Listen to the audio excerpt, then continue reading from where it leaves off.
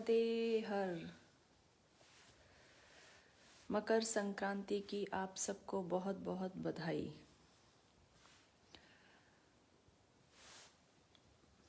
और वैसे तो हमारे धर्म में उस तिथि को माना जाता है जो सूर्य की किरण के साथ प्रारंभ होती है, लेकिन सिर्फ मकर संक्रांति ऐसी है जो जिस समय सूर्य शनि की राशि मकर में प्रवेश करेंगे उसी क्षण उसी घड़ी से वो तिथि मानी जाएगी।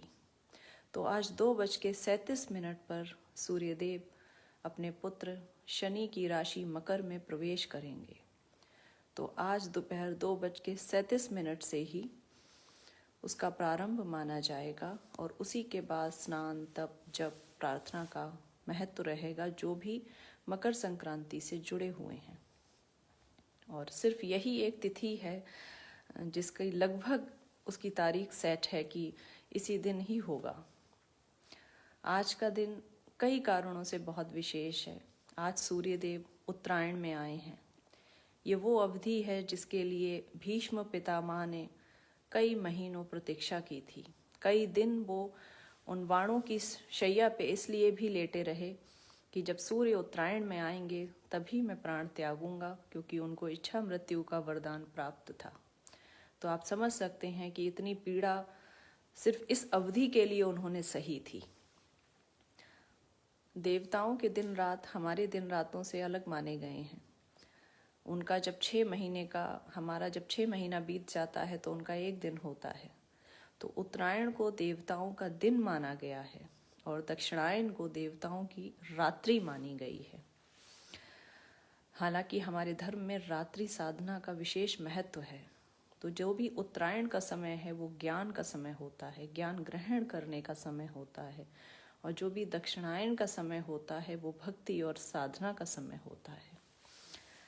तो आज के दिन आप लोगों को सब पता ही होगा किस तरीके का दान देते हैं। तिल और गुड़ का महत्व होता है और उसका कारण भी यही होगा कि हमारे पूर्वजों ने मौसम जलवायु के हिसाब से सब कुछ बांटा हुआ था कि मकर संक्रांति इतनी सर्दी में पड़ती है, इतनी ठंड हो रही होती है, गुड़ गर्म होता है, तो गुड़ का जो है वो ग्रहण करना चाहिए। तो शायद इसलिए सांकेतिक उन्होंने सारी व्यवस्थाएं इस तरीके से की थी कि आज के दिन गुड़ का ही दान हो, ताकि जिस किसी को भी हम गुड़ दान में देंगे वो अगर उसे खाएगा तो एक रक्त में एक मिलके उसमें एक गर्मी होगी, क्योंकि गुड़ की जो प्रवृत्ति है वो गर्म होती है।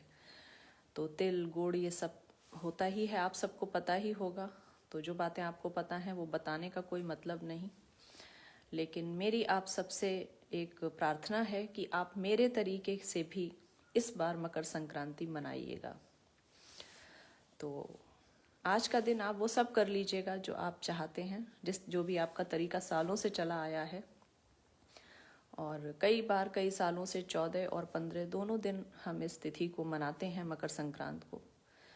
तो कल मैं चाहती हूँ आप मेरे तरीके से मकर संक्रांत मनाइए। उसमें आपके ऊपर कोई भार नहीं है कि आप यही दान रखेंगे, यही दान देंगे, ये खरीद के लाएंगे, कहीं जाना पड़ेगा। उसमें मैं आपसे सिर्फ एक निवेदन करती हूँ कि ऐसे 5 कपड़े जो खराब नहीं हैं, ऐसा नहीं हो। नॉर्मली ये होता है कि जो कट जाते हैं, जो फट जाते हैं, जो बेकार हो जाते हैं, वो उठा के हम किसी गरीब को दे देते हैं, और ये नियति बिल्कुल ठीक नहीं है। क्योंकि मैंने परसों बोला था और मैं हर दिन बोलती हूँ कि भाव बहुत महत्वपूर्ण है। आप किस भाव से दे रहे हैं। तो ऐसे 5 कपड़े जो एकदम सही अवस्था में तो हैं, लेकिन आप उन्हें धारण नहीं करते। कहीं वो छोटे हो गए हैं, कहीं वो बड़े हो गए हैं, कहीं वो आप ले आए थे तो अब आपको अच्छे नहीं लगते हैं, या उस रंग के बहुत हो गए हैं। क्योंकि हम मध्यम वर्गीय और धनी लोग, जो ये 2 वर्ग होते हैं, इनके पास कई कारण होते हैं कई चीज़ों के।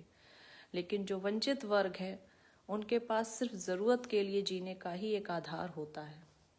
वो शौकिया कभी जी ही नहीं पाते, वो रुचिपूर्ण कोई कार्य नहीं कर पाते, ऐसी उनकी परिस्थितियां होती हैं।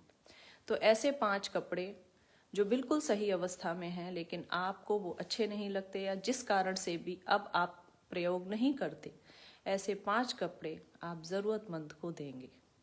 5 तो कम से कम होने चाहिए, वो आपकी श्रद्धा है, आप 7 कर लीजिए, 9 कर लीजिए, 11 कर लीजिए।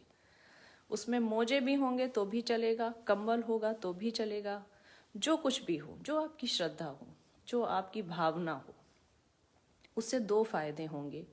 एक तो आप पहनते नहीं हैं तो वो आपके घर में बिना मतलब में स्थान घेर रहे हैं, और जो भी चीज़ें ऐसी हों, जो भी वस्तुएं हम बिना अर्थ रखे हुए हैं, वो सिर्फ शनि को भारी करती हैं, तो उनको रखने का कोई औचित्य नहीं। दूसरा लाभ ये होगा कि वो कपड़े किसी सही व्यक्ति पर जब पहुंचेंगे, जिनके पास है ही नहीं, तो आप सोचिए वो आपको कितनी दुआ देगा, कितना ब्लेस करेगा आपको। आपके पास जो भी वस्तु फालतू पड़ी हुई है, वो वस्तु किसी के प्रयोग में आने लगेगी। तो कल की मकर संक्रांति आप कृपया मेरी तरह से मनाइएगा। ऐसे 5, 7, 8, 11 या जितने भी आपको उचित लगे, लेकिन कम से कम 5 होंगे। इसी बहाने आज आपकी अलमारी साफ हो जाएगी, जो बहुत दिन से नहीं हुई है ठंड की वजह से। तो दान का बहुत महत्व होता है मकर संक्रांत में, और कल आप ये करिएगा तो मुझे लगेगा आपने मेरे लिए ये किया है। मैं तो ये चीज़ें रूटीन वे में करती हूँ। अगर मैं 2 सूट अपने लिए खरीद के लाई हूँ तो मेरी प्राथमिकता होती है अपने वो 2 सूट जो सही अवस्था में हैं और मुझे ठीक भी लगते हैं, पहले मैं वो एक उचित व्यक्ति तक पहुँचा दूँ। कभी भी मेरी अलमारी में आपको बहुत कपड़े नहीं मिलेंगे। मुझे लगता है प्रकृति से हमें ज़रूरत भर ही लेना चाहिए। तो आज आप अपने तरीके की मकर संक्रांति मनाइएगा और कल आप मेरी तरह की मकर संक्रांति मनाइएगा। मकर संक्रांति में सूर्य देव की पूजा का बहुत महत्व है। वैसे तो सूर्य हमारे सारे ग्रहों के राजा माने गए हैं। सूर्य देव के बिना, सूर्य की कुंडली में जब तक सही व्यवस्था नहीं है, जब तक वो ग्रह में सही स्थान पर अगर नहीं बैठे हैं, तो धन, पद, प्रतिष्ठा ये किसी भी व्यक्ति को मिलना असंभव है।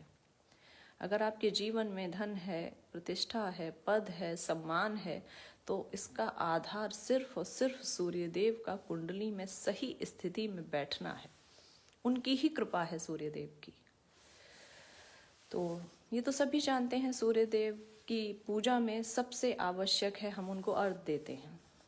उनको जो है तांबे के लोटे में गुड़ और लाल चंदन या लाल रोली, लाल का कुछ भी डाल के, कुछ अक्षत के दाने डाल के हम उनको जल अर्पित करते हैं। इस तरीके की पूजा आप करते ही होंगे। लेकिन अब फिर इसी में से हम एक बात और समझा लेते हैं सूक्ष्मता से, कि धन, पद, प्रतिष्ठा और अच्छा स्वास्थ्य ये हर व्यक्ति की मूलभूत आवश्यकता है। हर व्यक्ति ये चाहता है। इसको पाने के लिए हम सूर्य देव को जल देते हैं, अर्घ देते हैं, प्रार्थना करते हैं। अब आप सोचिए, अगर जल नहीं हुआ तो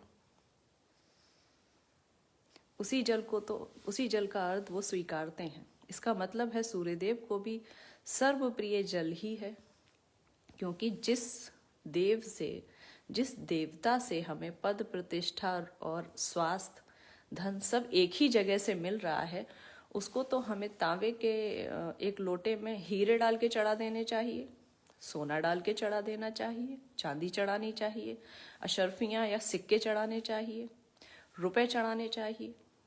फिर हम जल क्यों चढ़ाते हैं?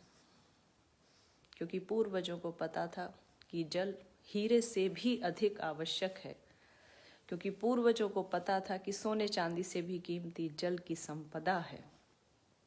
क्योंकि सूर्य देव भी आपके तांबे के लोटे में जल से ही प्रसन्न होंगे, आपके सोने चांदी से प्रसन्न नहीं होंगे। तो सोचिए, सूर्य देव जो पूरे जगत के एक आधार देवता हैं, जिनकी वजह से दिन होता है, जिनकी वजह से हम सब कुछ देख पाते हैं, जो नहीं हो तो पूरा जगत अंधकार में हो जाए, वो प्रसन्न सिर्फ एक लोटे जल से ही होते हैं। तो कल वाली शपथ सिर्फ कल तक नहीं रुकनी चाहिए। अगर आज कुछ नए लोग जुड़े हैं या जो लोग रोज सुनते हैं, वो उस शपथ को रोज याद रखें कि हमें अपने हिस्से का जल बचाना है, किसी और के लिए नहीं, अपने लिए। ये आप ही का सेविंग अकाउंट है। आपकी सैलरी आती है, आपके पास पैसे आते हैं, आप सेविंग अकाउंट में रखते हैं और अपनी ज़रूरत के हिसाब से थोड़ा थोड़ा निकालते हैं और अपनी ज़रूरत पे खर्च करते हैं। बस जल को ऐसे ही संचित करके रखना है सेविंग अकाउंट में। ये आपका जल तत्व है, पंच तत्वों में से एक है। उस जल को संचित रखिए और उसको थोड़ा थोड़ा तब खर्च कीजिए जब भी आपको ज़रूरत लग रही है। अनावश्यक उसको खर्च नहीं करना है। ये शपथ पहले स्वयं लेनी है, महीने भर स्वयं पे इसको खूब आधारित करना है और उसके बाद अपने आसपास के सभी लोगों को, घर से ही शुरू करके घर के सभी लोगों को ये शपथ दिलानी है। कहीं भी टंकी चल रही है तो बंद करना है, कहीं भी पानी टपक रहा है तो बंद करना है, क्योंकि सूर्य देव आपके तांबे के लोटे के जल से ही प्रसन्न होंगे और अगर जल नहीं हुआ तो हम उन्हें अर्पित क्या करेंगे। तो आज मकर संक्रांति पे सभी लोग सूर्य देव को जल अर्पित करें और उस जल को अर्पित करते हुए सूर्य देव से भी ये प्रार्थना करें कि हम सब की बुद्धि वो इस तरीके से करें कि हम अपने जल तत्व को बचा सकें और कल 5 कपड़े ऐसे जो आपके प्रयोग में नहीं है मगर सही अवस्था में है, वो सब हम मिलके दान करेंगे उन लोगों को जिनके पास सच में पहनने के लिए वस्त्र नहीं है। कल फिर कुछ नई जिज्ञासाओं और नए विषयों के साथ मैं आपसे मिलूंगी। नर्मदे हर।